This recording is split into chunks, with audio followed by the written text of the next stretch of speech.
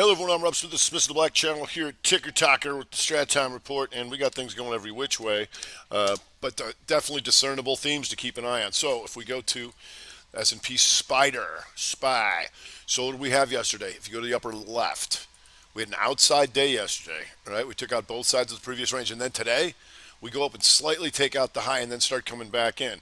So once you have an outside bar, that's a broadening formation on a shorter time frame. So you're going to notice this in the lower left. Here's your broadening formation. Now we're coming back through. So potentially some problems here to come down. Not the end of the world, but when I talk about exhaustion risk and going into new highs, eventually they're going to stop them out. All right. Eventually you're going to have something like this where you take them out. Not the end of the world. As you can see, the weekly in the upper middle still just sitting there in doji. But if this plays out, we can get hit a little bit harder because if you look at QQQ, Q's, you're going to see this inside 60 right here in the lower left. All right, inside 60, and that took it down. If we go back to our 30, you might remember I drew this. So if this plays out, we got a little bit more and go down and take these guys out. Still an inside day in the upper left, right? So the question is, it was an outside day, inside day. So if it doesn't take it out, we'll see if we have an inside day down or we're going to be weak enough to take it down. Right now, still hitting them because you got SMH here, taking the day back down, 2-2 back down, right? And now red on the week, coming back through previous range, right?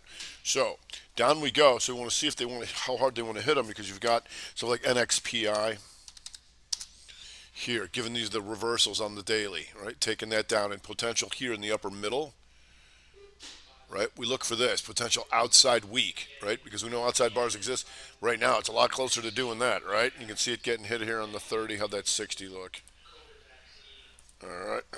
If we go to LRCX, which has been strong, all right, we're still losing them. Remember, we watch the bottom of the hour very closely, right? Because we want to see if the selling continues. Right now, it is. LRCX, here you can see it's been strong, but now this is a 2-2 reversal in the upper left. 2 up, 2 down, and taking that down. Q's still getting hit, right? Q's, let me see how that 30's looking. So you can see pokes down a little bit, not the end of the world, but we'll see. If we go to, let's see what else we got coming hitting here. Corvo in the semis here, and you can see this 2 up by taking out previous high, and then bam, back to previous range. These 2 bars become an outside bar of that. Now, once it's red on the week, upper middle, we want to see if this gets any worse. All right, they poked them down a little bit right on the new hour. Doesn't totally crush them, though, so we'll see. If we go to AGIO,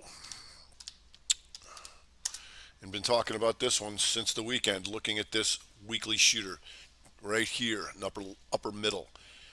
Poke it up and then back to previous range.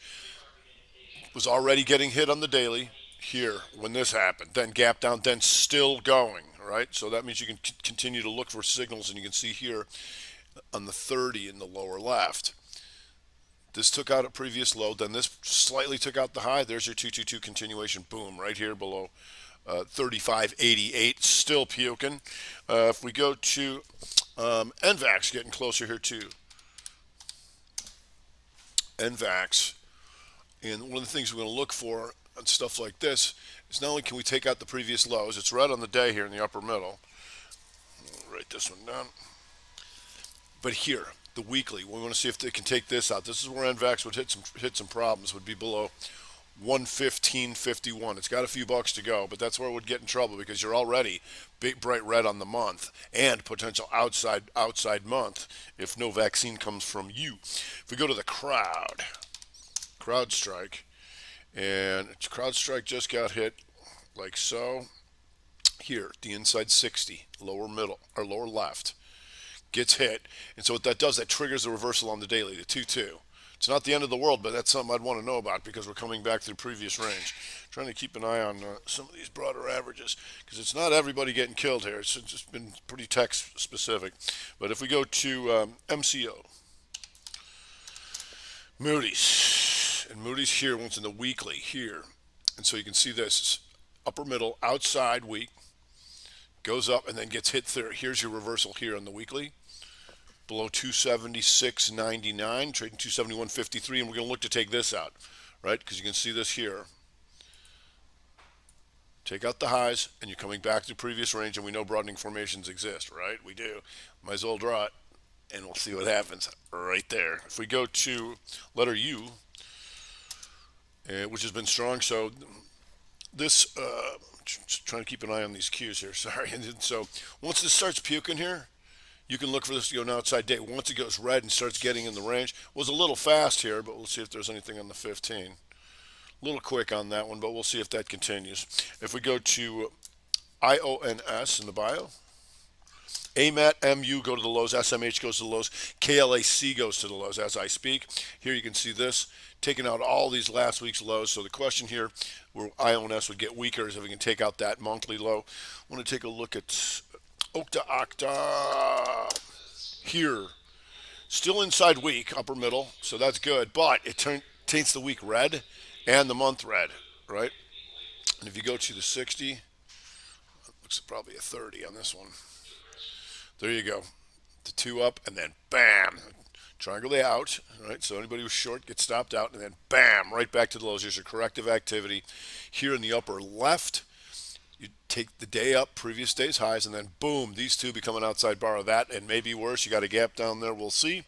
Q's still skirting the lows here, watching that try. You got Appen, APPN. We know how much fun this has been. It looks like an inside week, right? But there's been a huge range. It's probably almost definitely an inside month here in the lower middle.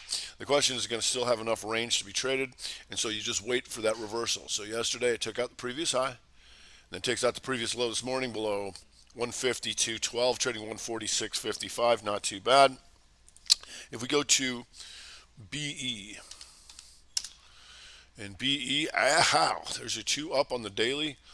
And the thing about it was this is Wednesday, and you can see where the opening was on the week, right here, right? You can see that here. That changes this thing back red and go back into the range, so we'll see if that gets any worse.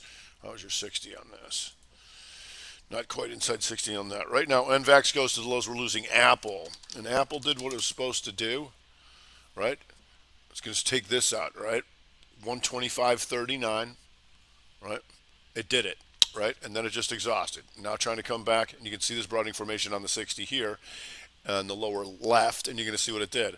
The outside, inside, Chicago 312 in the house, and then coming back through. And once you break this, your target's to take this out, which it's doing right now. So it's hit two targets. It hit the monthly target we're looking for, and now it's hitting the 60 target to the downside. Q's staying heavy eddy here. Sure would be nice to complete this 30-minute while I'm talking here. So we do have some strength out there. We had an oil number. It's Wednesday. And crude got hit and then came right back up. And so you had to be real fast on this one, the inside 30 down. But then you didn't have to be that quick on this. You can see here, take them down.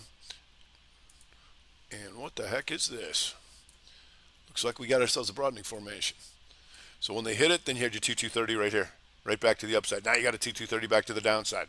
This is how you can play these things that are actually doing nothing on the week if you go to the upper middle. We can expect them to go back and forth, and that's how you do that. Q's going to the lows. We've got ARWR, MU to the lows. ARWR, and this was in the strat attack last night, the inside week to the upside, the two down, the two in, and back up. Still having a nice day, but we'll see how this goes with this Q's coming in. Inside 30 here, you can see that. That's a nice entry for that. Analog devices, more of these guys coming in. Here, analog ADI taking out yesterday's lows. SMH, I got a lot more on the buy side, but right now, since this is happening, you might want to focus on these things that are getting hit. MU. Okay, MU about to go outside day here. Those AMAT. AMAT, what are you doing? Upper left, two up by taking out the previous day's highs, and then boom, coming back through, changing the week to back red and coming through previous range on your 30. We call that pivot machine gun. Take them down if you go off the 60. Here, once again, the outside bar followed by the inside bar. 312 Chicago, take them down. Here. Okay. Q's, how close are you to doing this?